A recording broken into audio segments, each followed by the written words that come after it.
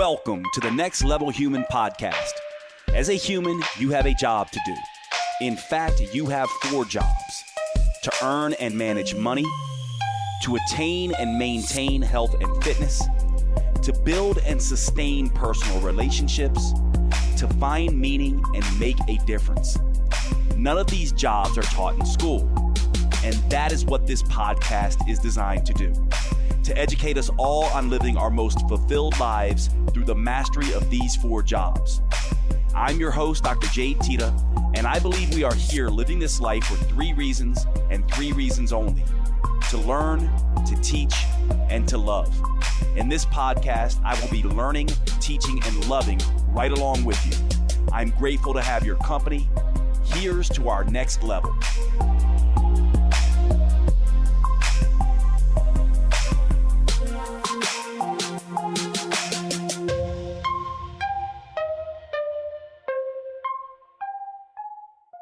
Welcome to the show, everybody. Today's topic is going to be a tough one because there is a lot of information, and I'm not sure if I'm going to be able to get through all of it. I'm not even quite sure which direction this is going to go in, just because there is a lot of things that we need to discuss, and this is the topic of carbohydrates. So this may be 1 or 2 podcasts. I'll try to fit this in as fast as I can, but I may actually do a follow-up to this. So let's get into it really quickly. This is the topic that everyone, sort of wonders about. This is a much maligned area of health and fitness. Everyone talks about carbohydrates, and right now, over the last, I would say, 15 years or so, carbohydrates are the bad guy. From my perspective, they're actually my favorite macronutrient because there's so much that you can do with them, and they're so versatile. So let's get a couple things out of the way first. I think I'll just kind of start with this idea of low carbohydrate versus low calorie. And obviously, there has been this whole idea that carbohydrate counting is more important than calorie counting. And some of you who've been following my work from the beginning, back in 2010, I wrote a best-selling book called The Metabolic Effect Diet with my brother, Dr. Jade Teta. And we were a little bit more in the camp at that time of carb counting and insulin versus calories. And now we've kind of come back to the middle. And one of the reasons what we have come back to the middle is because we've seen, in my opinion, plenty of research showing that low-carb diets don't really have any advantage over the long run versus just counting calories in general. Now, there's a lot of people who will debate that, get angry about that or whatever. I'm agnostic in this. I'm kind of like, it doesn't really matter to me.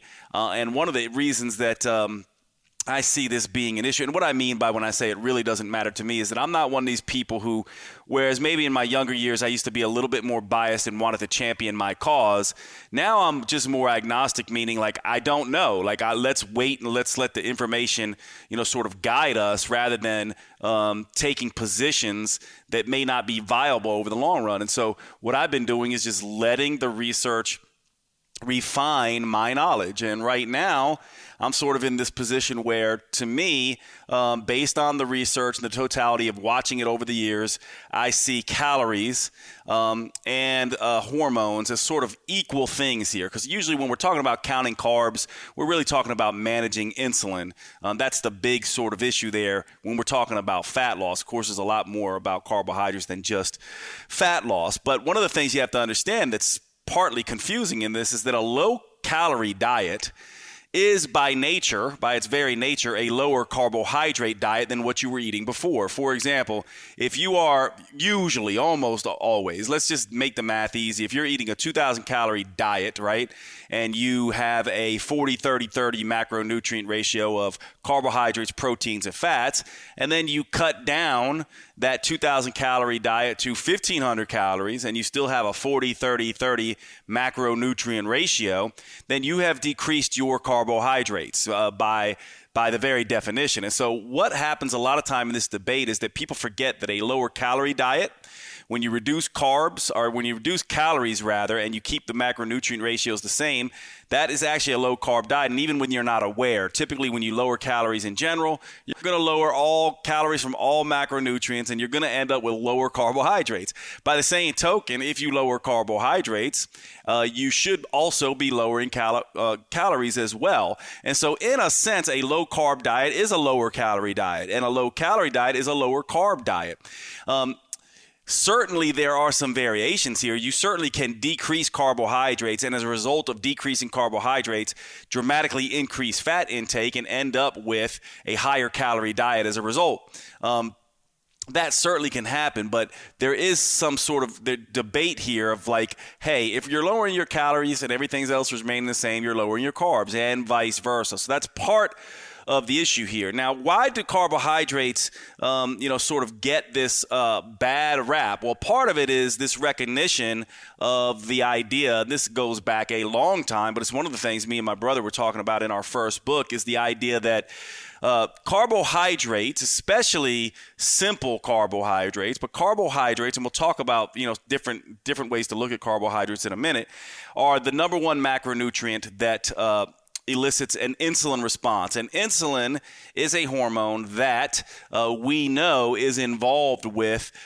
slowing fat release and slowing fat oxidation. Remember, those two things aren't exactly the same. So lipolysis, the breakdown of fat and release of fat from a fat cell, is not the same as fat burning. And so insulin both slows lipolysis and slows fat burning. However, insulin can't overcome, and this is where some of the issues is, this is where chasing mechanisms, I call it, where you find out that mechanism, you say, well, okay, yes, that's true if you have calorie excess, perhaps, but what if you don't? What if you have low calorie? What if you're in a calorie deficit? Well, insulin can't make you fat if you're in a calorie deficit, right? So there's sort of this issue here. Now, obviously, if you have a lot of insulin and you're in a calorie deficit, maybe there's an argument to be made that you're burning less fat than you normally would. And if you're in calorie excess and you have lots of insulin, there could be an argument to be made that you're storing more fat than you might as well because of the action of insulin.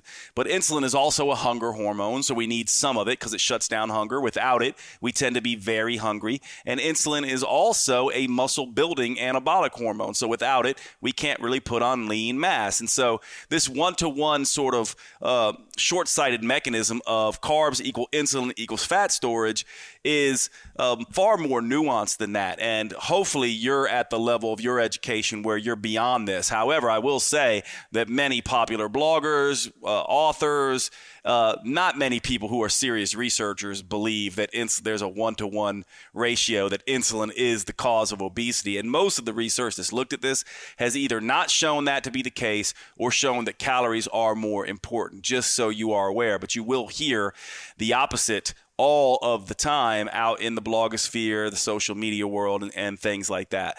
So that's partly why they get such a bad rap. By the way, I'll say here as well is that protein also is very insulinogenic, and in certain people and in certain types of proteins, specifically proteins rich in the branch chain amino acids, leucine, isoleucine, valine, those things can very much trigger insulin, sometimes to a degree larger than what would be expected with carbohydrate intake. So carbohydrate is not the only thing that stimulates insulin.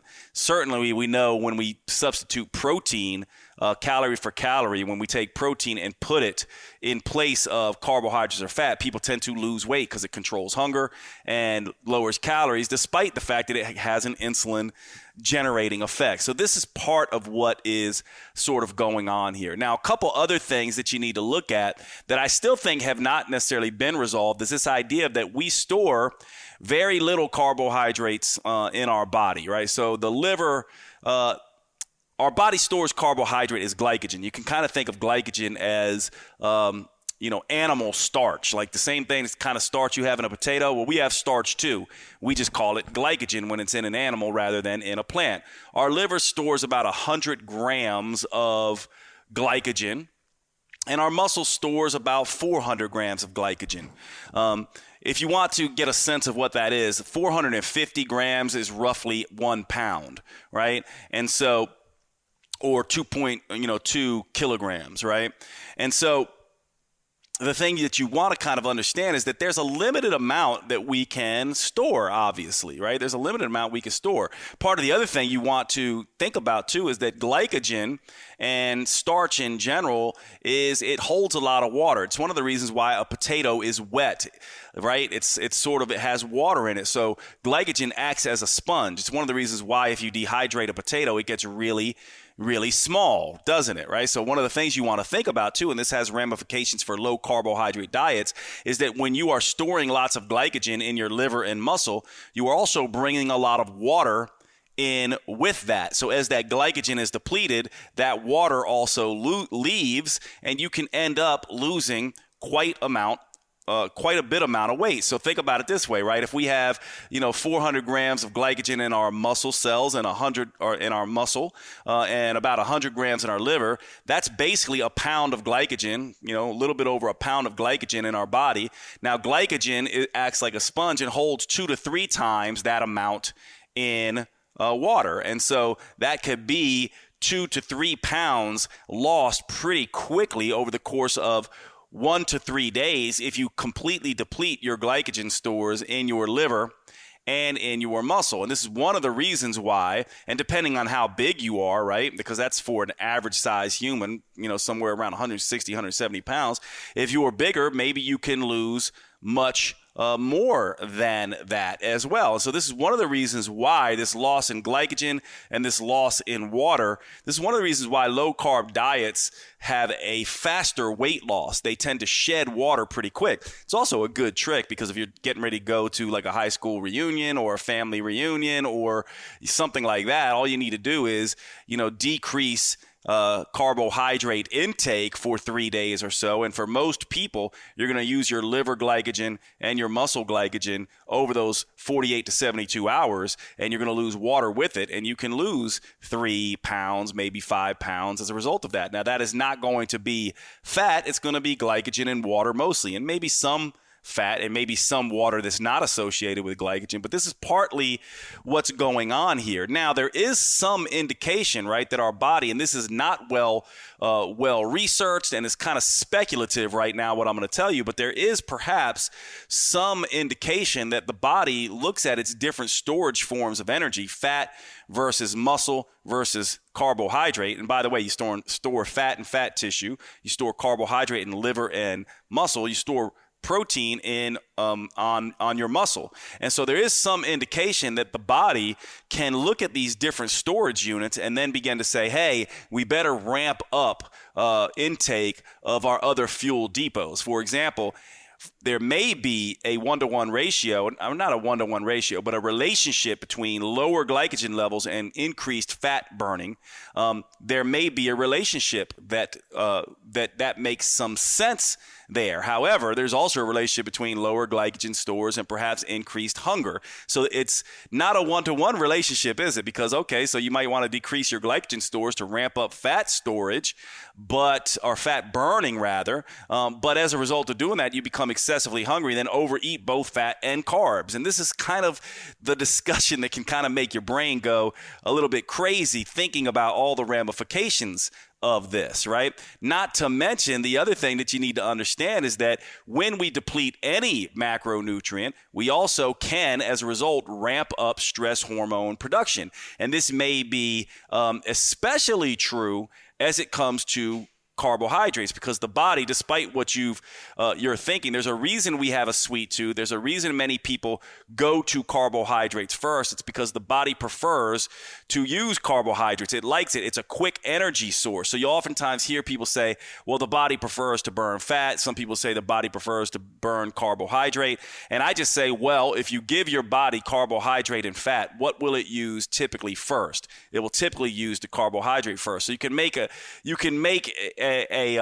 an argument either way, but I'm using that argument there that basically your body's going to try to use carbohydrate. Anytime there's excess carbohydrate, it's going to tend to want to burn that first. It's going to tend to want to use its glycogen first. It's going to tend to want to use the glucose in the bloodstream first before it starts dipping in to your fat stores. And so there is an argument to be made that many modern eaters have their glycogen tanks, their carbohydrate tanks filled up all of the time, never depleting glycogen, never realistically getting into being able to burn fat. And this has some ramifications in time-restricted eating and fasting and keto diets and all of that kind of stuff, which obviously that's why I was saying there's so much to cover here. I can go in a million different directions here. But what you're probably wondering, and what I wanted to try to focus on today, is you're probably saying, Jade, what about carbs? How many carbs do I eat? What types of carbs do I eat? Is there timing involved and that kind of stuff? And so when I typically think about carbohydrate intake, I think in an acronym. I always have an acronym, and the acronym is ACT, ACTT, and it stands for amount, context, type, and timing. Okay, so the amount of carbohydrate, the context in which carbohydrate is eating, the type the type of carbohydrate you are eating, and the timing at which you are eating carbohydrates as well. Now, I also see this ACT acronym for carbohydrates as kind of going in a hierarchy. So I do think that the amount you eat is most important right now based on where the research is. Maybe in a few years we'll kind of change that. But right now I do think amount comes first in terms of the amount of calories that you're eating and the amount, the relative percents of carbohydrate you're eating relative to the other macronutrients. So amount is most important, I think. Context to me is next most important. Are you eating carbohydrates and not exercising? Are you eating carbohydrates and under stress or not under stress? Do you need it for recovery and regeneration or to fuel performance? Or are you eating a bunch of carbohydrates as a couch potato? Context matters, right? Type of carbohydrate, obviously, this is the thing about, simple carbohydrates, fiber carbohydrates versus non-fiber carbohydrates, that kind of thing. Even getting into things like FODMAPs, which we'll talk about in a minute, sugar alcohols, we'll try to cover that as well. And then timing of meals. This gets into time-restricted feeding, which for those of you who have never heard of this is kind of related to fasting, but essentially says that most people, when they wake up in the morning, they will start eating, and they'll keep eating right up until about 30 minutes to an hour before they go to bed. So if they wake up at 8 a.m. and they go to bed at 11 p.m., they're typically eating it from 8 a.m. to 10 p.m. roughly, right? And so that's 12, 13, 14 hours people are eating. Well, time-restricted eating essentially says you need to give your body much more time to be without food. And most of this research was done in rats, where they essentially say, we'll give the rats the same amount of calories, but we'll restrict the timing that they can eat those calories. We'll also do things like feed them during the day versus the night. Of course, mice and rats tend to eat at night, not day. They're opposite than us. But time-restricted feeding essentially reduces the eating window and lengthens the non-eating window. And so obviously reducing carbohydrates to certain timings and, not just talking about time-restricted calories, but also time-restricted carbs is a really interesting way to kind of think about this, and gets into some of the science on circadian rhythms and things like that. So I want to go through this acronym: the amount, the context, the type, the time, and the ACT acronym. So first of all, let's talk about amounts. Now, the first thing that you need to understand, in my opinion, where we are currently in the science, and I think this is becoming more and more clear as more and more research comes out, we're essentially starting to see that calories, for a while there, we were thinking they weren't as important as we thought. Now we're going, for me anyway, I'm like, looking at the research, it doesn't really matter. You could take, a lot of different types of diets. So long as they achieve calorie deficits, people can lose fat and become healthy on those. So amount is important here, but we're specifically talking here about the amount of carbohydrates. And so first, I just want to make clear that, listen, if you are somebody who has struggled losing weight and you've never actually done your total daily energy expenditure, which is something that you can calculate online. You can go online and search total daily energy expenditure calculators and get sort of a rough estimate of your calorie intakes or your calorie need for the day based on height and weight and activity level, then you should probably do that and make sure, then track your foods and make sure you're not going over those calories. But then once you do that, you can start looking at amount of carbohydrate. And this will get a little bit into the context story as well. But typically when we look at amounts of a specific macronutrient, we're looking at them relative to other macronutrients. So we typically describe this in a macronutrient ratio of something like 30-40-30 or 40-30-30 or 5-15-80, right? And this basically, the first number usually refers to carbohydrate percent, the second number protein percent, and the last number fat percent. Now, if you read a lot of research, you'll know that sometimes the protein and the carbohydrate number are switched. So you have to read carefully, because some people will say 30-40-30 means 30% carb, 40% fat, 30% carb, 40% protein, and 30% fat. But other people will say that means 30% protein, 40% carb, and 30% fat. The last number is normally the fat percent. So typically in amounts, when I say 30-40-30, I'm talking about carbohydrate, protein, and fat respectively. Now, I bring up 30-40-30 because, well, this is my podcast, and so obviously I'm going to give you my clinical experience. It doesn't mean it's right, but typically when I'm dealing with somebody who's just a weight loss oriented person who doesn't exercise a lot and who I am not going to give an extreme diet to, what many of you who know my work I refer to as eat less, exercise less. This would be, they move, they do daily livings. This would be your typical sort of Mediterranean type of person, European type, traditional European, the sort of hunter-gatherer type approach where they're not exercising excessively all day, every day, but they are moving a lot and they are, sort of eating sparsely. I typically give 30-40-30, 30% carbohydrate, 40% protein, 30% fat. And the reason I do that is because carbohydrate, I usually see carbohydrate as sort of being the high octane jet fuel. It is the performance macronutrient. If you don't have someone who's doing a lot of performing, not a lot of running around and doing high intensity stuff, then you may not need as many carbohydrates. But at the same time, I still want it relatively balanced, because in my clinical experience, oftentimes when you start to significantly deplete one of these nutrients, with the exception of protein, because people have a hard time getting protein in, which is it's ironic because it's the most important macro for hunger. But you don't want to deplete any macronutrient too much for most people, because it certainly can lead to compensatory eating for that same macro. We all know what this is like. You go on a low carbohydrate diet, and then you start craving the very thing that you've been avoiding, carbohydrates. Then you go on a high carbohydrate binge. And this is very much what a lot of people are doing. So 30-40-30 is a macronutrient ratio specific to carbohydrates at 30% of intake that I typically use for non-exercisers. Now, 40-30-30, 40% carbohydrate, is something that I use for people who are more exercise oriented. Now, one thing I'll say here is that the typical Western diet has in excess usually of 50% carbohydrates in it. Typically, the Western diet is very carbohydrate rich and fat rich. And so you're kind of thinking of a diet that's more like 50% carbohydrate, right? 20 at the most, sort of protein, and the rest fat.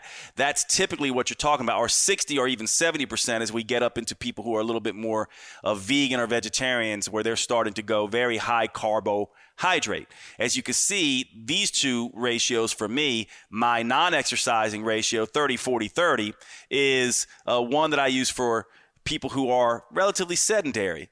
My 40-30-30 is for people like myself who like to train and lift weights, and probably like most of you. Now, if we're doing something like a keto-based diet or something like that, I move that down to 5-15-80, right? Because you need a very low carbohydrate diet there. And you also have to drop protein down a little bit because you want to control insulin. So typically, I don't like having high amounts of protein, too high amounts of protein on a ketogenic diet, and very low carbohydrate. It's mostly fat. Now, a vegan diet also is sort of like way up there, right? It's kind of the other extreme. It's sort of like, where you're at 70% of carbohydrate and 15% protein, right? And then the rest becomes fat. So it's pretty low fat. It's like 15 fat, right? And so one of the things you'll notice right there in terms of the amounts of carbohydrates is you'll also see this go over into sort of types. Do you notice that the keto diet, which is 5, 15, 80, and the vegetarian diet or vegan diet, which is 70, 15, 15, what do you sort of notice there? What you sort of notice is that protein is relatively low in both those diets, and in the vegan diet, it's oftentimes more like 60, sort of 30 on the fat side, and then the rest, right? The rest of that tends to be, protein, which is only 10%. So it'd be 60 and then 10 and then 30. And so you can see in these vegan and vegetarian diets and these keto-based diets that there's this combination of fat and starch that's avoided, right? That's very different than the standard American diet, which has very high amounts of both starch and fat, whereas the vegetarian diets and the keto diets have one high but the other low. That is a clue for you about what we've started to discover when we really get down and look at diets that are health promoting and diets that aren't. It seems like there might be something to this high combination of starch/sugar and fat. And so we really have 3 different diets here that I use. A higher protein diet with moderate amounts of fat and starch, or a higher fat diet with very low amounts of starch, or a higher starch diet with very low amounts of fat. And so one of the things we're trying to avoid, at least it looks like, is this combination, this Western diet combination of starch and fat. And ironically, this goes back to the conversation we were having about calories, right? Because starch and fat have the most calories because, starch, right? Carbohydrate has 4 calories per gram. Well, so does protein. However, protein is highly satiating and more thermogenic than starch. And so in a sense, it's more easy to overeat starch. Now, fat obviously has 9 calories per gram. And so obviously, and it also can be overeaten. So what happens is protein is not nearly as tasty oftentimes as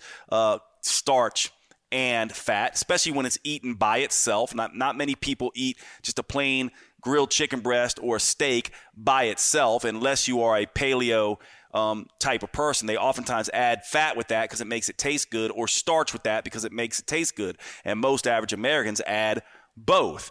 And so essentially you can kind of see this is part of what we're talking about on the amounts. Now, if you are an athlete, you probably want to go up in amounts. One of the things that you may have heard buzz about is that, ketogenic diets are increasing performance and things like that. There is absolutely no evidence for that except one small study that I'm aware of in endurance cyclist, and that study has not been reproduced. In fact, I think 2 other similar studies have shown that's not the case. So that doesn't look like ketogenic diets are really going to give much in the way of performance for most people. By the way, those cyclists were elite cyclers too, right? So it looks like the more exercise you have, the more you're going to want to use carbohydrate to fuel that exercise and recover from that exercise, but you do not want too much because it's a bell-shaped curve there, right? You can have too much carbohydrate. You can basically undo some of the benefits of having low glycogen in the liver and muscle and some of that increased fat burning that may happen. So that's the amount piece. A little bit more when you're exercising. By the way, I always talk about this idea of keeping your SHMEC in check. Sleep, hunger, mood, energy, and cravings. SHMEC. It's an acronym for those of you who haven't heard it before. SHMEC, sleep, hunger, mood, energy, and cravings, tends to go out of check whenever you have very low levels of certain macronutrients. The only sort of thing that sort of goes against that is a keto diet after 3 to 4 days or so of being on a keto diet. If you can make it that far, many people can't because their schmeck is so out of check. But after 3 to 4 days of being on a keto diet, those ketones act a lot like protein in their ability to satiate you. So a keto diet may be a sort of example that goes counter to that, but it does take some time to get into that. And so you want to be a little bit careful. And the reason I bring up schmeck is because with carbohydrates, it's really about what I call the carbohydrate tipping point.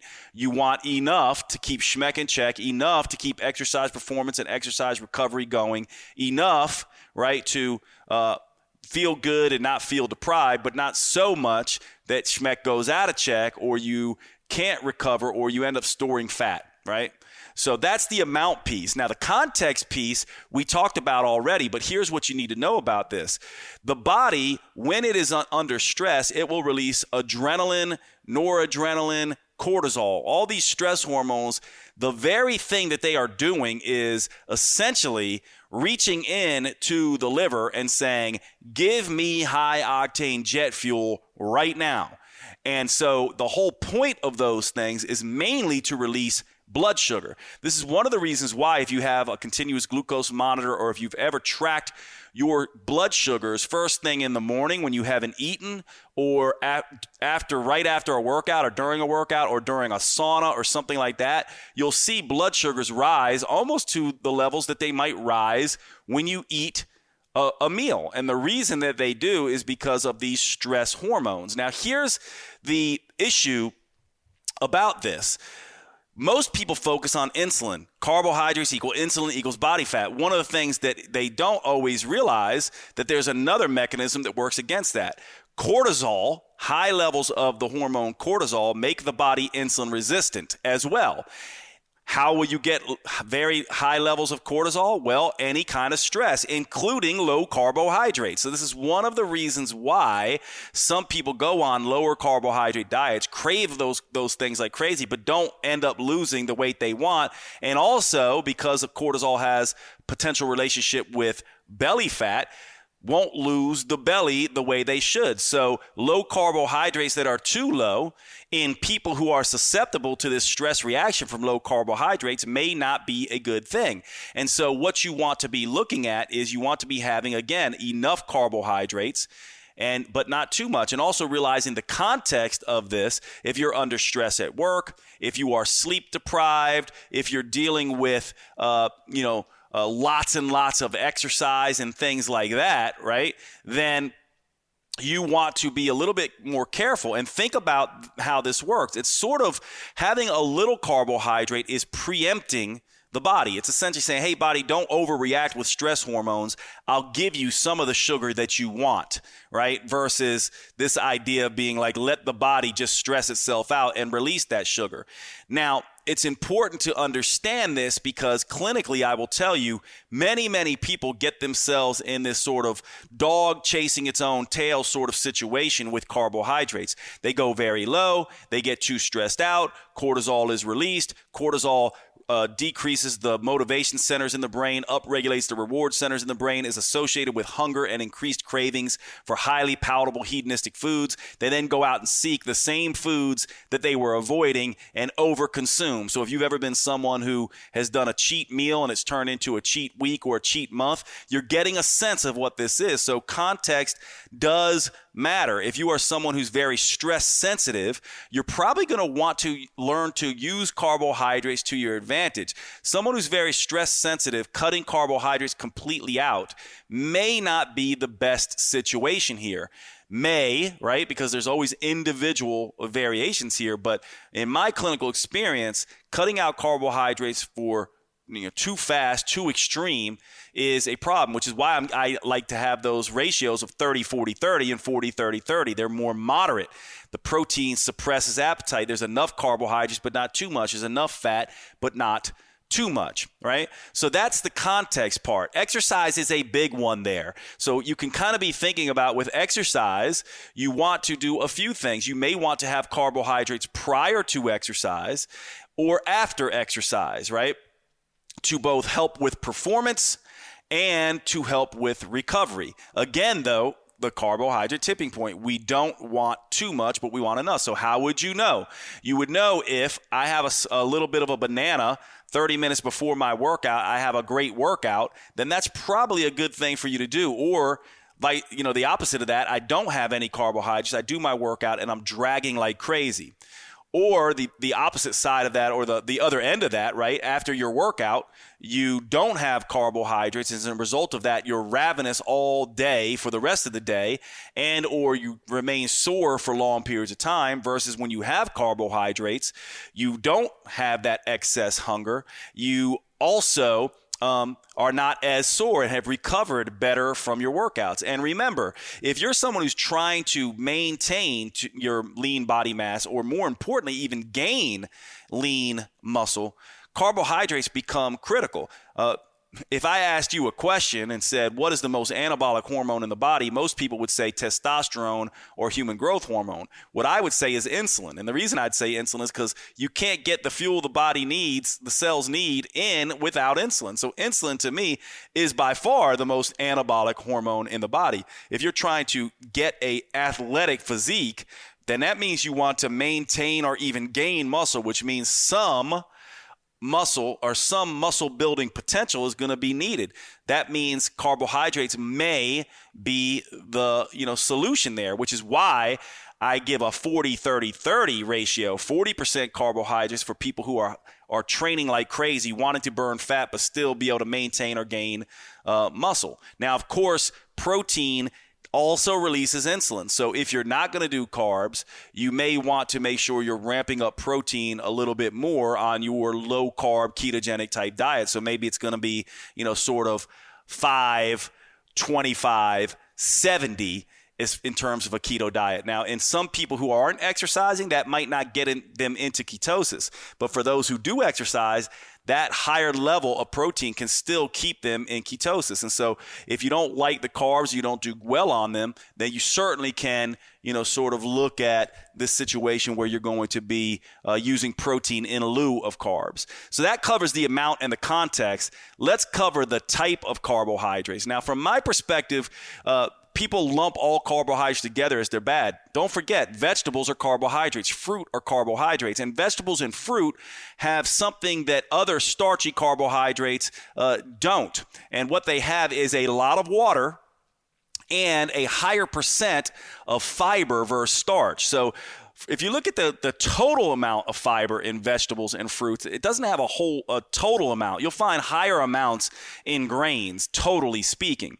However, if you look at the amount of fiber relative to starch, it's very favorable. And these things also come along with a lot of water. And so that's one of the reasons fruits and vegetables are the primary ways you want to be getting your carbohydrates in, because they're highly satiating. They bring fiber and water, which both of those together are satiating. Now, once you start getting into the starches, you want to be thinking about something that you probably haven't heard before, but I'll make this distinction for you: wet, bland starch versus dry, tasty starch. Okay. Now, here's why. Many of you may not know, but there's only one study really done on this. There's something called the satiety index. This needs to be repeated, but researchers went and looked at all the different foods and measured their satiety on average in different people. And what they found was that the number one satiety food was the potato, and the potato is very hunger suppressing. Now, you have to be careful with a potato, right? Because it's a palate for what? It's a palate for salt, and it's a palate for fat. And so the potato becomes the standard Western way of eating, which is this sort of, fat bomb, starch bomb, and salt bomb all in one. However, if you have just a plain potato, it is blander, it is very packed with water, and it has some starch to be satiating, to release some insulin, and it's basically released a little bit more, in a context, in a way that helps satiate the body. So wet, bland starch is not typically overeaten. Think about rice and Asians. Go tell an Asian culture that rice makes you fat. The difference between the way Asians eat their rice, though, and Americans eat their rice is that Asians eat plain, wet rice.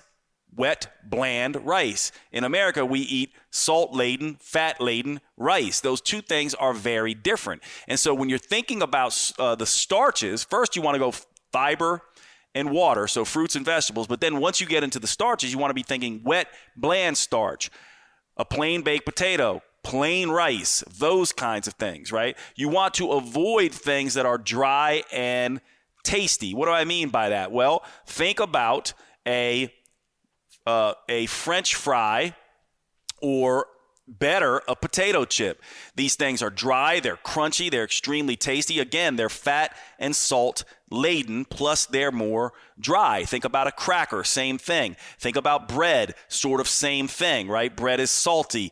So these things are tasty. They also have these textures like crunchy and gooey and chewy, right? So you want to be aware of those things because they tend to make us overeat. The science now on palatability and hedonistic potential of foods is very clear that certain foods make us overeat more. And so if you want to, in my opinion, the number one thing we want to do is suppress hunger so we don't overeat naturally. That means we want to stick with wet, bland starches that are very hunger suppressing and not dry, tasty, gooey, chewy, sort of crunchy types of starches. If you just made that one shift, you would have a huge difference. So, yes, candies, yes, Coca-Colas, yes, these kinds of things, but also staying away from dry, gooey, chewy, crunchy, tasty, salty type of starches and stick with wet, bland, plain starch as well as fruits and vegetables. And now that becomes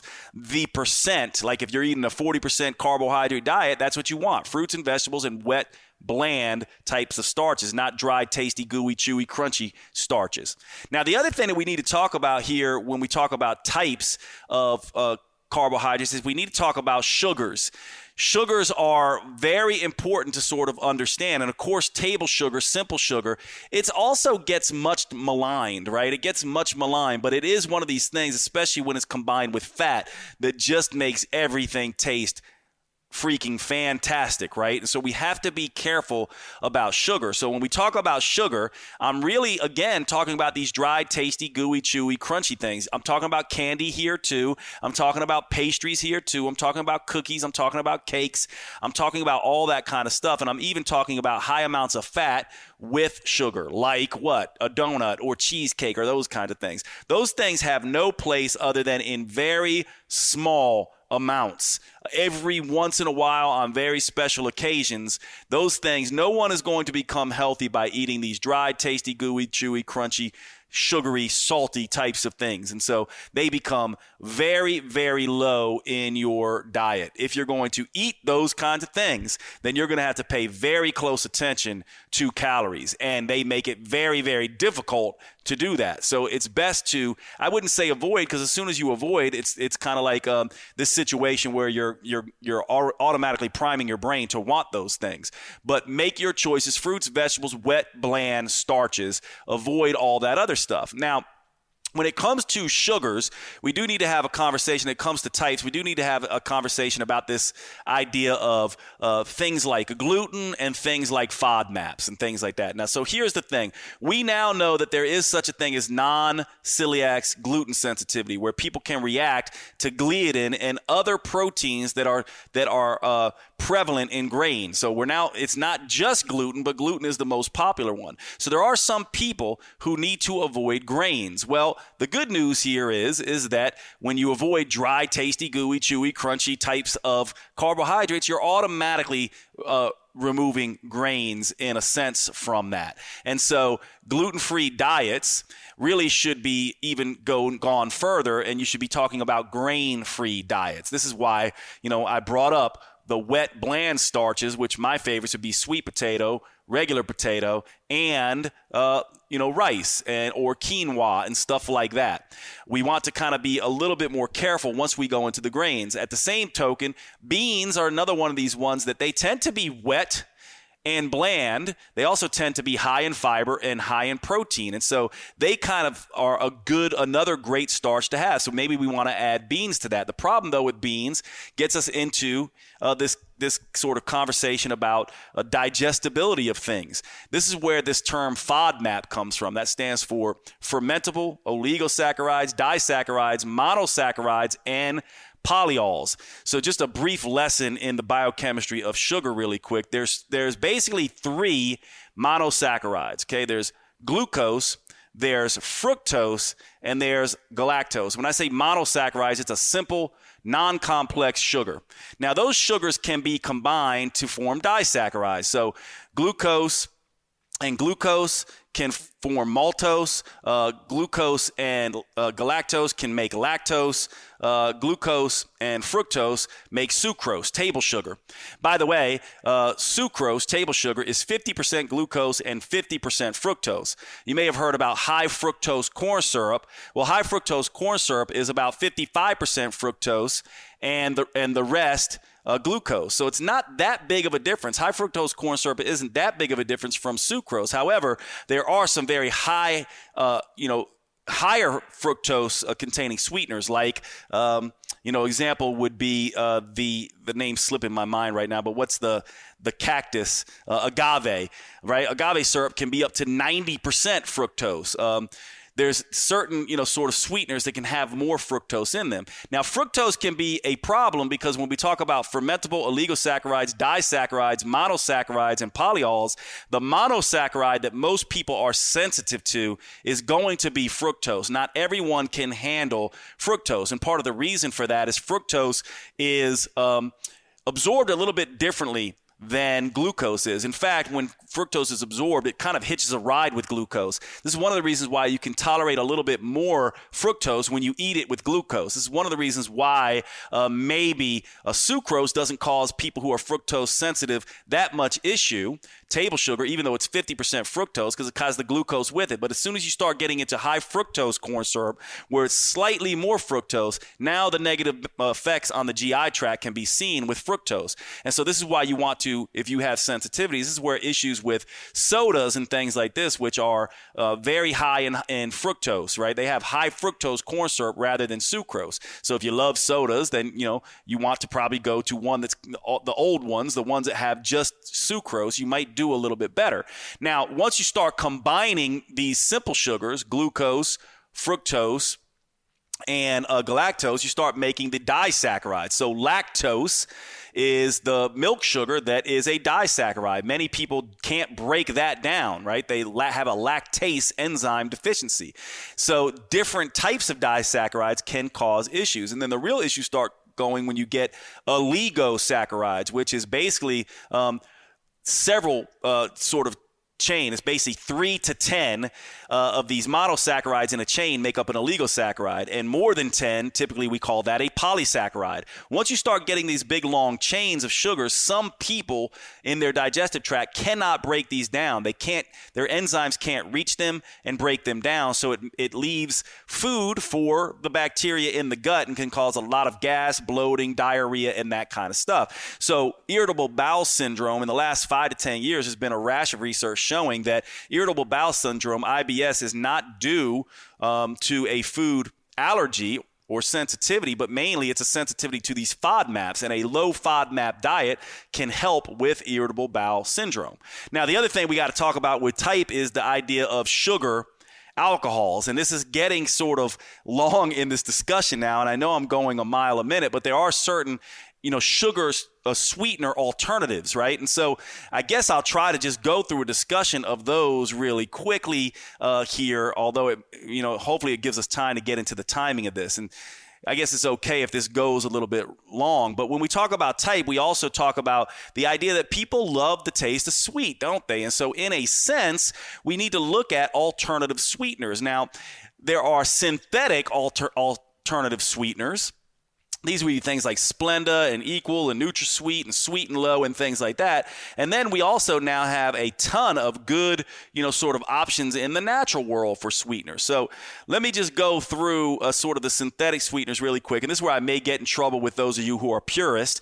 Those of you who listen to me a lot, by now you should know I am an unbiased person. I want truth, and I just want the data to tell me. I don't care that it's synthetic versus non-synthetic. If I have a bias. I am biased towards natural things, right? So I do have a slight bias, but I don't want to let my natural medicine bias go so far that I ignore things that can work in the not natural world, right? There are plenty of things that are not natural that can be helpful, and there are plenty of things that are natural that can kill you, right? Like, tell belladonna, there's plenty of plants that if you eat them are going to make you sick and kill you. And so we need to kind of be careful about this. Now, the thing that you want to sort of understand is that in my mind, when we look at all these let's do the synthetic sweeteners first. Let's take on Sweet and Low first. This is typically the sweet, the pink packet that you see at many restaurants. This contains, well, if you're here in the United States where I am, Sweet and Low typically contains saccharin. If you're in Canada, right? If you're in Canada, it typically is cyclamate. And the story behind this is that it used to be saccharin and cyclamate, Sweet and Low. But then there was some, rat research came out showing that there was a concern for bladder cancer when they gave rats very high amounts of this. And so the United States blamed it on cyclamate and took cyclamate out. And, so the Sweet and Low company just gave us saccharin, and Canada blamed it on saccharin, and so they ended up with cyclamate. Now, research since then has showed that data was flawed. There's probably no risk whatsoever with it, and so now you may start seeing Sweet and Low come back and be saccharin plus cyclamate, but that's the story there. And these Sweet and Low at this point seems to be safe. As a matter of fact, if you look at it's really good when you see multiple countries like the European Union, the Food and Drug Administration, the European Drug Administration, the Asian Drug Administration, when they all agree and line up, it's a good sign. And so when it comes to sort of saccharin and cyclamate, most of them are lining up now. Same thing, by the way, with aspartame and acesulfame, right? So I know aspartame gets a really bad rap. This is the one that's in NutraSweet and Equal and Canderel that you'll find in Europe and places. And this is a methyl ester of the amino acid phenylalanine. So many people say that it's an amino acid. It is made from the amino acid. Now, and it oftentimes comes combined with acesulfame. And the reason why is because aspartame and acesulfame, one of them, they both kind of have off flavors, a little bit more metallic in taste, but when you combine them, the taste is a little bit better. Again, this one is it is the most studied sweetener on the planet, aspartame. It has been studied up and down every which way, and every single body agrees that in amounts typically consumed, not the amounts they feed, like, truckloads full equivalents to rats, that it is safe and usable. Now, I don't know about you, but I'm more natural medicine biased. I try to avoid these things, right? I don't necessarily trust them, but I certainly am not scared of them, and certainly am not going to go around saying they cause cancer and things like that when the research just isn't there. That may be the case one day, but right now we have lots and lots and lots and lots of research on this, and the vast majority of research says no. Now, you could find one study out of 10,000 that basically says, this causes an issue, and people who are so biased against these things will pull up that one study. So you do have to look at this in its totality. So, to me, saccharin, Sweet and Low, and cyclamate, aspartame, acesulfame, Equal, those kind of things. The one that I do have the most concern about is sucralose. It's been around. This would be Splenda. It's been around not as long, and it has many issues. So basically what has happened is several different organizing bodies, especially I think the Committee for Responsible Medicine or something like that, they basically have downgraded it based on a 2014 study and a 2016 study from safe to avoid, safe to caution to avoid, and they recommend that you're avoiding it now. And from my perspective, based on what we don't know about this, I would say it's probably the worst of these. Now, the big issue here, one of the big issues here, is all of these are 200 to 300 times, in the case of sucralose, 1,000 times sweeter than sugar. What this does to our tongue is something called the neurolingual response. or the cephalic phase insulin response. All this means is that when the tongue tastes sweet, it's expecting sweet. And it oftentimes, in some people, not all, will release insulin. If no sugar comes, that insulin can lower blood sugar, which then sets off alarms to the body that says, oh my God, we have low blood sugar. Let's raise blood sugar. And also can increase hunger. And so there are some issues with these synthetic sweeteners because they're so sweet.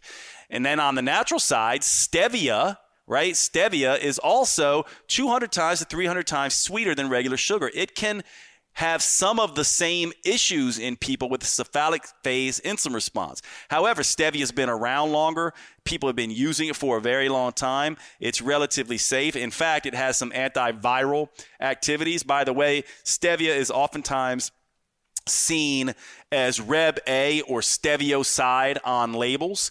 But that is derived from, and what they're doing, by the way, is they're taking the plant, that's the stevia plant, and basically removing the active compounds, Rebiana A, and steviosides, certain steviosides, to use as a sweetener.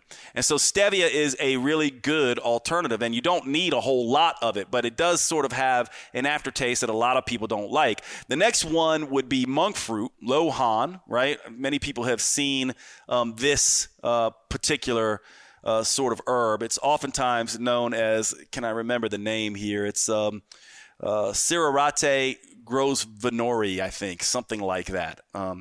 So if you see grosvenori on there, that's that plant. It's normally, though, described as lohan or monk fruit. Now, stevia has 0 calories. Lohan, monk fruit, has 0 calories as well. And the active compound in that is also, it may show up on labels as magroside. The magrosides are the chemical compounds in the lohan or the monk fruit that actually, and egroside, egroside, I think, mongroside and esgroside, these are the chemical compounds that are sweet in monk fruit.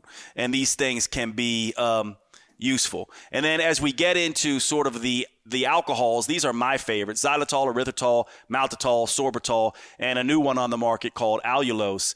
Maltitol and sorbitol, these are about 60% as sweet as sugar. These two are not well absorbed, though. So go back to the FODMAP discussion: fermentable oligosaccharides, disaccharides, right? Monosaccharides, and polyols. Well, the polyols, maltitol, sorbitol, right? These things can wreak havoc on the digestive system because they're not well absorbed. So they pull in a lot of water and can cause diarrhea. Part of the reason they're not well absorbed, though, is part of their safety profile. They don't get absorbed in the body, whereas erythritol actually does. But erythritol, which is 70% as sweet as sugar, this one's my favorite. It does get absorbed. It's very gentle on the GI tract because of that, but then it's unmetabolized and almost entirely excreted in the urine.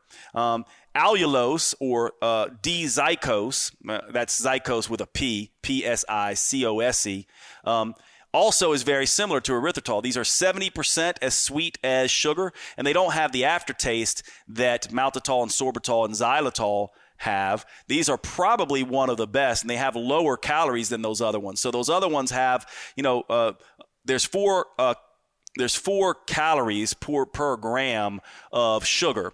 So xylitol has about half of that. So does sorbitol and maltitol. But erythritol and allulose have negligible amounts. They have like about 0.2, sort of calories per gram of them. So they're essentially 0 calorie. And so of the natural sweeteners, the ones I like the best are erythritol and allulose for baking and stuff like that, because they can be used 1-1 in terms of sugar, and then stevia and monk fruit. Xylitol is interesting because xylitol is a very healthy compound. We make it in our body every day. It is somewhat difficult, somewhat hard on some people's digestive tracts, but you can get used to it, and it's not nearly as bad as maltitol and sorbitol. Xylitol has a slightly cooling flavor, so it's oftentimes used in mints and things like that, but it also has really good benefits for the upper respiratory tract, which is interesting now when we're talking about a virus, right? Right now, if you're listening to this this episode later on, we're right in the middle of the coronavirus, quarantine. And I use a xylitol spray every day because it is a natural humectant, which pulls water. A humectant is a compound that pulls water into itself, so it can hydrate the mucous membranes. And xylitol is also bacteriostatic. And so it decreases the risk of certain bacteria. It's also microbial static. There is some indication perhaps, and this is somewhat theoretical now, so it may or may not be true, but it also may have some blocking action with viruses. We know it definitely is bacteriostatic, which means it's not bactericidal where it kills bacteria, but it keeps bacteria from adhering to the mucous membranes, and it may do the same with viruses. So that is the discussion on type. I wasn't really planning on going into all the sugar types, but hopefully that's useful to you. And the final thing here, and then I'll end this, is the timing. The timing issue is really important here, and this has to do with frequency as well. Like, how many meals are you going to have carbohydrates at? And one of the things that when you look at carbohydrates that I like to do is, one of the reasons it's one of my favorite macronutrients is because what you can do with carbohydrates is you can use that insulin surge to shut down hunger, to program circadian clocks a little bit, and to recover from exercise. So I like to use carbohydrates in that way. Now, if we just look at the circadian clock, right, oftentimes, if you look at blood sugars in the morning, some people over-secrete stress hormones, and so when they're fasting, they over-secrete their stress hormones. But this is really interesting, too, because it's one of the only times you're more insulin sensitive in the morning, but you also have high cortisol, which typically isn't the case. The only other time that's the case is with exercise, where you have high cortisol and sort of more insulin sensitivity. And so first thing in the morning after a fast, assuming you've fasted for at least 12 hours, you have this high cortisol, high sort of adrenaline state along with, sort of this insulin sensitized state. This is a really good time, perhaps, to eat a little bit more carbohydrate. And for several reasons, you have the ability to burn it off throughout the day. You've got glycogen depletion throughout the night, and there is some indication that it might cause you to be less hungry in the evening.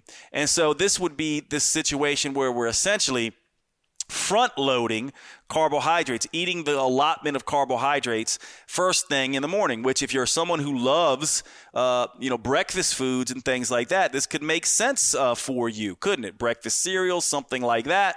And then you don't have any other carbohydrates for the rest of the day. At the same token, you can backload your carbohydrates as well and eat most of them at the last meal.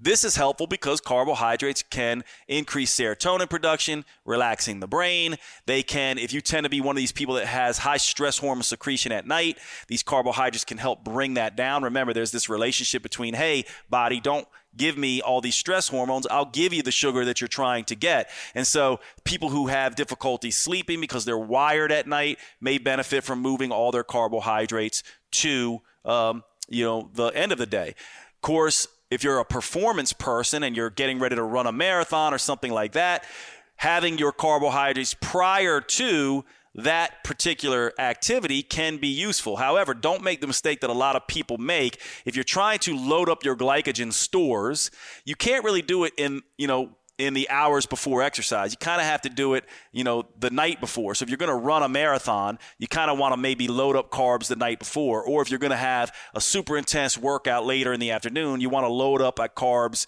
sort of in the morning.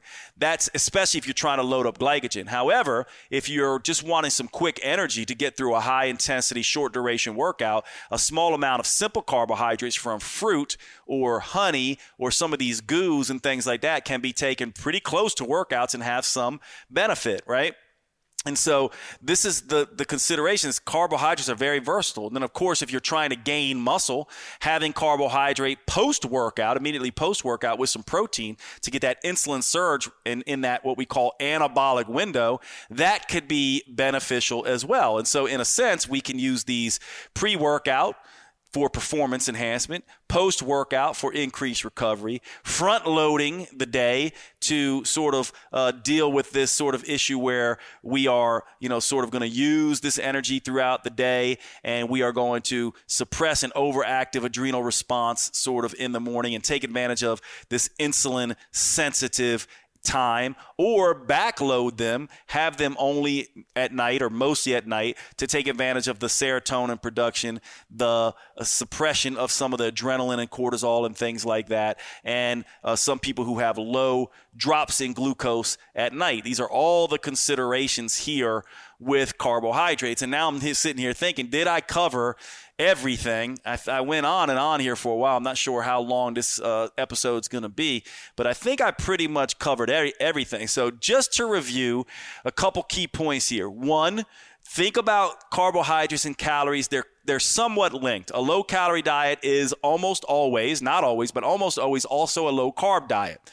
At the same time, a low-carbohydrate diet, with everything else being equal, is also a low-calorie diet. So this is part of the issue that we get into here. When you're thinking about carbs, you want to be looking at them from this ACT acronym. The amount of carbs you eat. This includes, total amount in terms of calories, but also percentages. I typically like the 30-40-30 for those who aren't that active, and the 40-30-30 for those who are very active. And then we talked about this idea that there might be some benefit in having an extreme, either a very high carb diet, just don't have fat with it, or a very high fat diet, just don't have carb with it. And the idea that the fat carb combination might be more of the issue. Then we talked about this idea of context, more stress, more exercise, more training. You really kind of want a little bit more carb for most people. But just remember, we want the bell-shaped curve, not too much, not too little, but just right, that carbohydrate tipping point. Type, we talked about, we want fiber, water-based carbs that are wet and bland. Avoid the dry, tasty, gooey, chewy, crunchy type stuff. If you have issues with FODMAPs, fermentable oligosaccharides, disaccharides, monosaccharides, and polyols, or gluten, you want to sort of avoid those things. We went through a bunch of sweeteners, so you can just review that information. And then think about timing. Use your carbohydrates smartly based on what you need. A carbohydrate can be one of these things that really helps the circadian rhythms, and it's most beneficial in that context having most of them in the morning and avoiding them sort of at night. But you also that would be front loading your carbs. Back loading your carbs may, though, help some people sleep. And then of course we have sort of this pre-workout for performance and this post-workout for recovery sort of situation. So I hope that's useful for you for carbohydrates. I think I covered everything that I can think of, and I will see you at the next podcast. And just do me a favor, send me a message, DM me on social media, leave me a review. Let me know how you liked this particular episode. The reviews are very, very helpful. I appreciate you all. Thank you so much. I will see you at the next episode.